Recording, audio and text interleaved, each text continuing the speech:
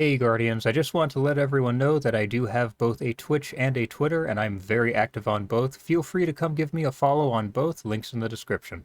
Alright Guardians, today we're taking a look at Auric Disabler, an auto rifle from Trials of Osiris that was released with Edge of Fate. As my subs all know, I actually really like auto rifles, so I decided to jump into Trav 4 Trials when it was here and get my hands on one, and thankfully Saint was kind to me and I actually got a number of very good rolls for testing. So how does this auto rifle hold up? Stick around to find out. We're going to talk PvP and PvE in this one. Now, jumping right into it, with PvP, Auric is a Strand 450 auto rifle, and you can see its base stats on your screen now. You have 63 range with around 29.8 meters of reach, and then 46 stability, 46 handling, 33 aim assist, and 24 AE. So decent stats all around, though you will want to bring that range up a little bit. This weapon does also feel better with good stability, so with that in mind, for your barrel, go a small bore and then ricochet rounds for your magazine, and a range or stability masterwork depending on what you prefer. With a range masterwork, you'll have around 34 meters of effective reach. If you go with stability, that will drop to 32 meters. And then for your mod, as always, if the weapon is tier 3 or below, I would just default to ballistics. Tier 4 or above, go with enhanced range. Now, looking at those last two columns, third column you have gutshot straight, dynamic sway reduction, lone wolf, slice, and zen moment. And then in the fourth column, desperate measures, kill clip, onslaught, sword logic, tap the trigger, and target lock. As always, let's start with dueling rolls, meaning rolls that just lean into consistency. My favorite options in the third column are lone wolf and zen moment. Lone wolf for the slight boost to aim assist with +5 and the faster ADS speed, and those bonuses will double if no friendlies are near you. And zen moment for the flinch resistance and recoil reduction when you deal damage with the weapon. And the main appeal here is of course the flinch resistance, since auto rifles are very vulnerable to flinch. Now, dynamic sway also isn't a bad option here for the increase in stability during sustained fire, but given that 450 auto rifles are already laser beams, I don't really think it's necessary here, particularly if you go with higher stability. And of the three, my personal favorite option is going to be zen moment, though if you're on roller, then lone wolf might be a more helpful option due to the aim assist boost. Now, in that fourth column, you have tap the trigger and target lock. Tap the trigger will give you a brief burst of stability after squeezing the trigger, and target lock, of course, gives a free damage boost for landing sustained hits on your target. And of the two here, I prefer target lock. Tap the trigger just isn't really needed on this weapon, and while target lock doesn't reduce your TTK, it does give some extra forgiveness, taking the weapon from 7 crits to kill to 6 crits and 1 body shot. And out of all of these, my favorite combo is of course going to be zen moment with target lock. Now, as far as rolls for just slaying out goes, I would honestly still stick with zen moment in that third column, but in that fourth column you have a very nice variety of damage perks to choose from with desperate measures, kill clip, onslaught, and sword logic. Now, desperate measures gives a stacking damage buff, 10% on weapon kills, 20% on ability kills, and you could stack the two together for a 30% damage buff. Now, the 10% buff does not help your TTK at all, but it does take you from 7 crits to 5 crits and 2 body shots. And then the 20% buff will take you to a 0.67 second TTK with 6 crits, and if you do get that 30% buff, then you maintain that 0.67 TTK, but you kill in 5 crits and 1 body. Next up, we have kill clip, which will give you a 25% damage buff for several seconds if you reload after a kill. This will take you to a 0.67 second TTK with 5 crits and 1 body shot. And then next up, onslaught, where getting a kill will drastically increase the weapon's rate of fire, and you can get up to 3 stacks of onslaught if you're getting kills in rapid succession. Now, regardless of stacks, you will still have to hit 7 crits, since onslaught does not buff your per shot damage, only your fire rate. 1 stack will take you to a 0.67 TTK, 2 stacks a 0.58 second TTK, and with 3 stacks you'll kill in 0.5 seconds even. And I'll say this right now, I actually didn't care much for onslaught on this weapon. For one thing, I do just think the perk feels better on 600 autos, and also the game in its current state plays so passive passively, that chaining kills as rapidly as you need to get all 3 stacks felt like more of a challenge than it was worth. Then next up, Sword Logic, which also gives a stacking damage buff. 2 stacks for kills on Guardians for a 15% damage buff, 3 stacks if you get a kill on someone in their super, but let's be real, you're not killing a super with this thing. So with 2 stacks, your TTK drops down to 0.67 seconds with 6 crits even. It's honestly a real shame Sword Logic got nerfed like it did. Now, of these perks, my favorite option is, of course, Kill Clip for a nice mix of lethality and forgiveness. 5 crits, 1 body for a 0.58 second TTK is still more than adequate. However, if the sandbox changes in such a way where the game plays faster, then I do think Onslaught could beat it out, but for now I would still just stick with Kill Clip. And my favorite combo overall is Zen Moment with Kill Clip. I have this exact combo and it was easily my favorite. It by far felt the best of all the different rolls I got. Though, depending on the build you're using, Slice would also be a very good option in that third column, since with Slice, hitting an enemy after using your class ability will sever them and slightly debuff their damage. And if you stack some damage resistance for yourself on top of that, it can be enough to slow their TTK. And don't get me wrong, I detest damage resistance in PvP, but it is something to keep in mind. Alternatively, Slice is also a great way to proc Stylish Executioner on Prismatic Hunter as well. Now, how did Auric perform in combat?